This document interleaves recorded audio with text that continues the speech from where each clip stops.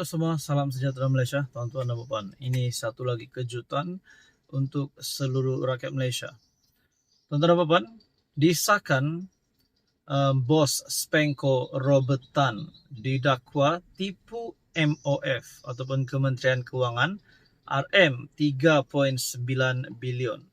Tarik artikel daripada Cosmo 3 April 2024. Pengerusi Spenco Sdn Bhd Tan Sri Tan Hwa Chun didakwa di Mahkamah Session hari ini atas pertuduhan menipu hingga mendorong Kementerian Kewangan menganugerahkan kontrak urus kenderaan kerajaan bernilai RM3.9 bilion 5 tahun lalu. Nah, saudara-saudara, ini pasti menjadi persoalan. Adakah dengan ini jerung besar yang bakal disabitkan bersalah siapapun juga yang terlibat dengan rasuah, yang terlibat dengan penyalahgunaan kuasa dan sebagainya, yang melibatkan dengan rasuah, sudah pasti perlu ditangkap. Ini pasti satu berita tergempar untuk kerajaan pimpinan Anwar Ibrahim.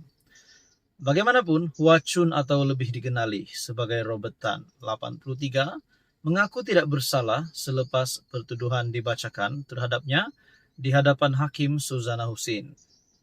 Mengikut pertuduhan, Hwa Chun didakwa menipu Kementerian Kewangan Malaysia dengan memperdayakan jawatan kuasa pembuka peti tender bagi tender bertajuk Request for Proposal for Supply, Repair, Maintenance and Management of Government of Malaysia Vehicle Fleet, Unit Kerjasama Awam Swasta, Kementerian Kewangan Malaysia, bahawa terdapat pemilikan saham sekurang-kurangnya 30% oleh Bumiputra di syarikat Spenco.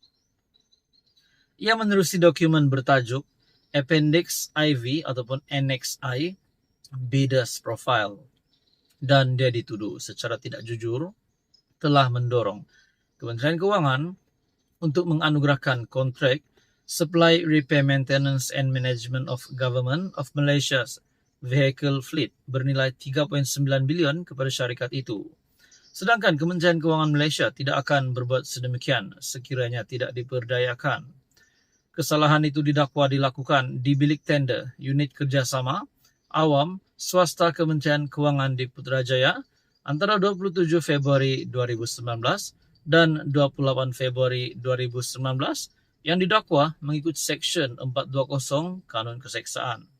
Hukuman bagi seksyen itu memperuntukkan penjara tidak kurang setahun dan tidak lebih 10 tahun dan sebatan dan boleh dikenakan denda jika sabit kesalahan.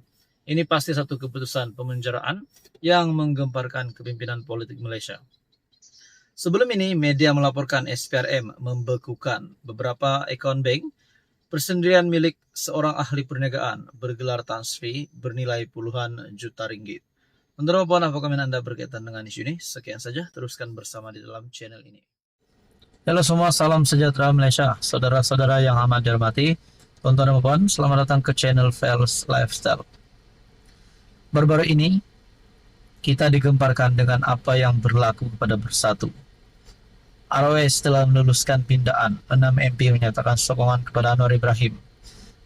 Muhyiddin Yassin yang berhadapan dengan kes mahkamah. Namun satu lagi insiden yang mengerikan ataupun satu lagi keputusan yang mengerikan ataupun menggemparkan Muhyiddin Yassin dan Bersatu serta Perikatan Nasional, di mana mahkamah sekali lagi menolak pengurusi Perikatan Nasional itu. Artikel daripada My Metro, pendakwaan bantah permohonan Muhyiddin, cabar keputusan Mahkamah Rayuan. Ini pasti satu lagi keputusan mengejutkan Muhyiddin Yassin. Pihak pendakwaan membantah permohonan Tan Sri Muhyiddin Yassin untuk mendapatkan kebenaran Mahkamah Rayuan bagi menyemak keputusan dibuat oleh panel hakim sebelum ini yang mengembalikan 4 pertuduhan salah guna kedudukan, membabitkan RM232.5 juta terhadap bekas Perdana Menteri itu. Timbalan Pendakwa Raya Datuk Wan Shaharuddin Wan Ladin memaklumkan perkara itu ketika sebutan kes di hadapan Hakim Mahkamah Session Azura Alwi.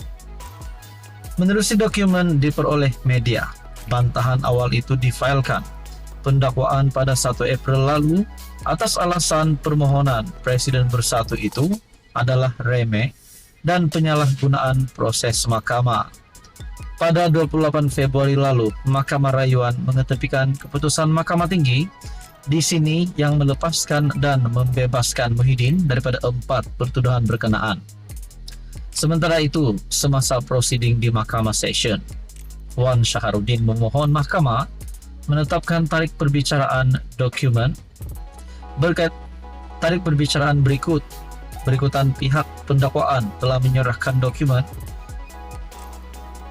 berkaitan kes kepada pembelaan minggu lalu. Mohon tarik bicara ditetapkan atas alasan pihak pembelaan tidak memfailkan permohonan untuk menangguhkan proceeding case di Mahkamah Session, katanya. Bagaimanapun, Peguam Datuk Seri K. Komarandran memohon mahkamah menetapkan tarik sebutan lain kerana pihak pembelaan perlu meneliti dokumen yang diperoleh pihak pendakwaan.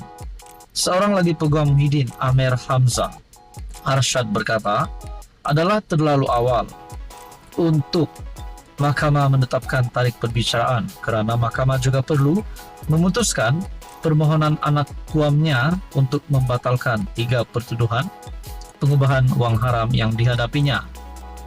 Tambahan pula, terdapat permohonan oleh pihak pendakwaan untuk kes dihadapi anak guamnya, yaitu penyalahgunaan kuasa dan pengubahan wang haram, dibicarakan bersama, kata peguam itu.